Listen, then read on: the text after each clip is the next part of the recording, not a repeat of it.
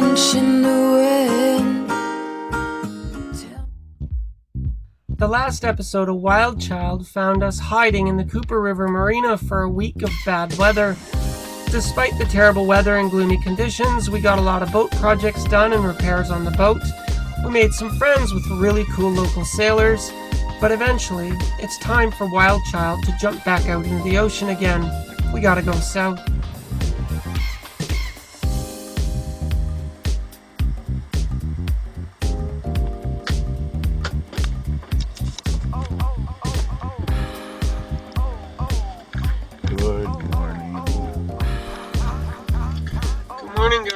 So it's like 4 o'clock in the morning. I'm just checking last minute wind information. The most recent update to make sure, see what's changed overnight in the forecast. We're jumping out behind the nasty blue, again, behind a low. Hopefully things go well, but we have to get an early start to beat the tide.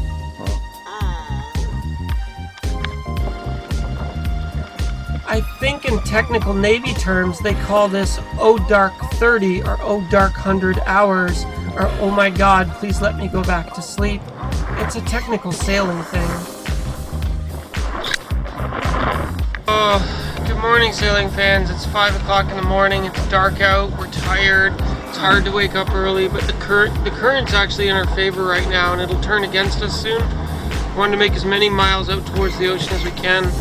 The wind forecast has changed enough that rather than be runny, it's going to be more beamy or maybe even onto the nose. But we'll see.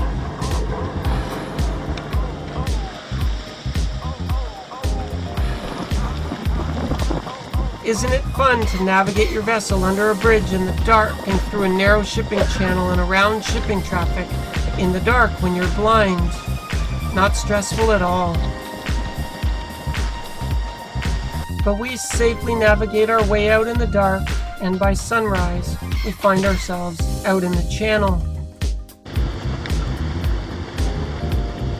As WildChild's making her way out to sea, we have to stay inside the dredged channel. I was confused by the ship ahead, which seemed to be hovering around and tacking back and forth. Didn't make sense. So I called the captain of the vessel to ask him, which side is it safe to pass on? We decided to go starboard to starboard. This is the dredging vessel, and he's dredging the channel. Good morning, sailing fans. It's Tuesday, December 11th, and we've just pulled out of the Charleston, South Carolina harbor. The good news is the ocean is calm as forecast, and the winds are as forecast, and in the direction forecast. So far, so good. So far, so good. It's cold, like 4 sweaters, parka, freezing freaking cold. Michelle promised me shorts and a t-shirt in South Carolina, and he lied. It's been absolutely like record-breaking freezing down here. Coldest temperatures this time of year in 80 years. So we're hoping to make 170 miles in this jump. It'll be long, cold, boring, and painful, but boring is good. Wavy is not. We're not exactly sure where we're going or how far we're going to get. Like the cautious sailors we've now become, we have exit strategies. We'll stay on the ocean as long as she's calm. When it changes, we need to find an exit. But here's the thing. I'm a little nervous about going to Georgia. This may come as a shock to some of my American friends, but your injustice system can be a little crazy. America is a place of really great things and sometimes really corrupt and evil things. A story had come out on the Canadian news a few months earlier that the state of Georgia was knowingly targeting Canadian citizens driving down the highway and illegally arresting them because it would be profitable. Confiscate their cars, put them in jail, they'll pay bail money, and the local sheriff keeps all the proceeds. Traveled by Canadians, to say the least, as they drive through the United States, the I-75. One young Ontario woman who was taking that highway ended up in the back of a cruiser because she was Canadian. They're taking away my car, and now I can't drive, and I don't know what to do. I'm in Georgia. pretty upset, understandably. That's Emily Neal, who calls her arrest last month the most horrendous incident of her life. And she's looking for an apology from the officer who charged her. Well, this is a story that certainly caught our attention. Emily Neal out of the cruiser. This was not an isolated incident. It's actually a known thing. They had denied her right to a phone call to the Canadian consulate, which could have solved this, because they deal with this thousands of times. For some reason, the state of Georgia is raising money by arresting Canadians. I don't know what's going on, but I don't want to deal with any crazy crap with Georgia police officers confiscating my boat and arresting us illegally. Maybe we should just skip the state of Georgia. WildChild's moving along fine. We're 18/8.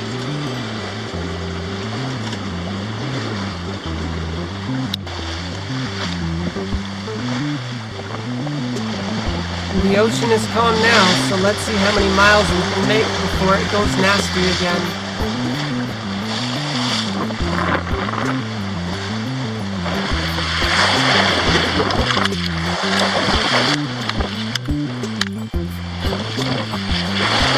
Eventually the gray skies clear up, the skies go blue, the sun comes out, and things even start to warm up a little bit.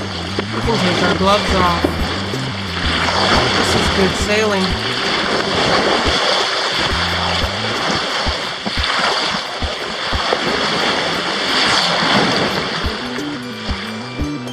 Have I mentioned to you yet how harsh this salty ocean water is on all your gear and equipment? How freaking annoying is this? The ocean just wrecks freaking everything. I'm not wet, I haven't been splashed. I turn it off, it turns itself back on. So the stupid thing has these two pins on the one side. I don't know if you can see the pins. And those are designed to detect water. If there's capacitance between the pins, it's supposed to activate the light. It's completely dry, there's no water, I've wiped the pins, I can't get the light to stay off. So now I have to rip it off the life jacket, because the thing is just defective over the ocean, it's just wrecked it. Stupid thing.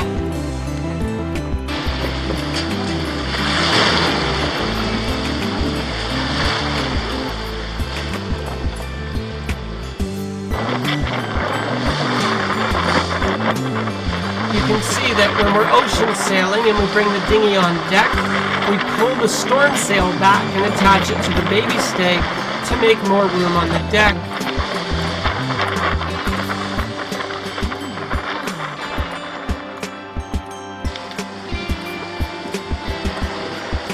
These are actually perfect sailing conditions. We have offshore winds, 15 to 22 knots. WildChild's running with 90% sails, and she's flying around 7 or 8 knots, and there's hardly any waves. This is awesome sailing.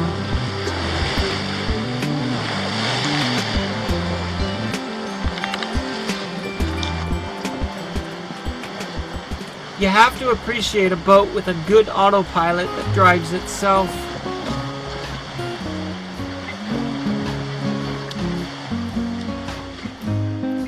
The thing that nobody on any of the YouTube channels ever really tells you is that sailing is usually very boring. Like hours and hours and hours and days and days and days and weeks and weeks and weeks of just sitting here.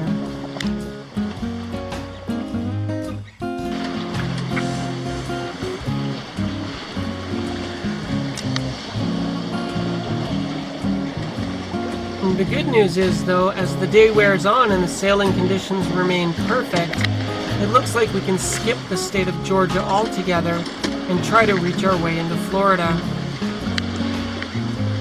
12.7 over 6.8. We're moving along pretty well.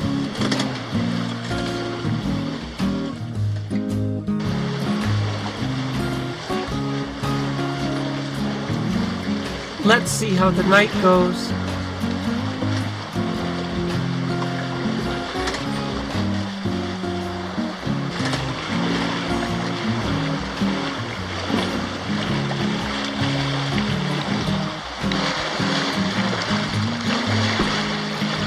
WildChild has about 4,000 hard, nasty nautical ocean miles behind her. Only a few hundred more in front of us until we reach the warm weather.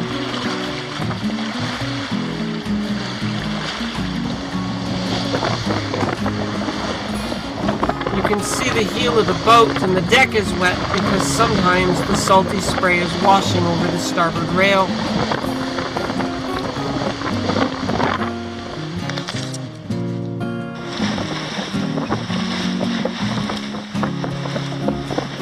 All day sailing in perfect conditions. It's been a long day. Now the sun is setting. Let's see how the night goes.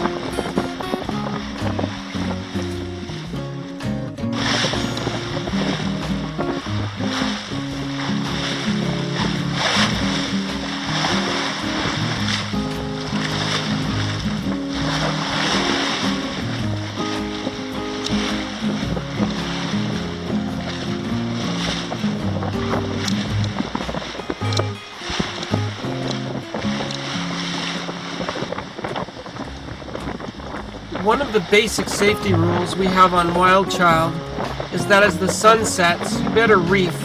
Always sail in the dark with less sail area than you think you need, so the person alone at the helm doesn't get overwhelmed. But I don't know.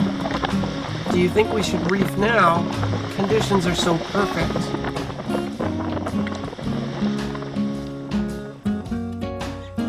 As the sun goes down, I decide to leave WildChild's sails as they are. Let's hope this isn't a mistake.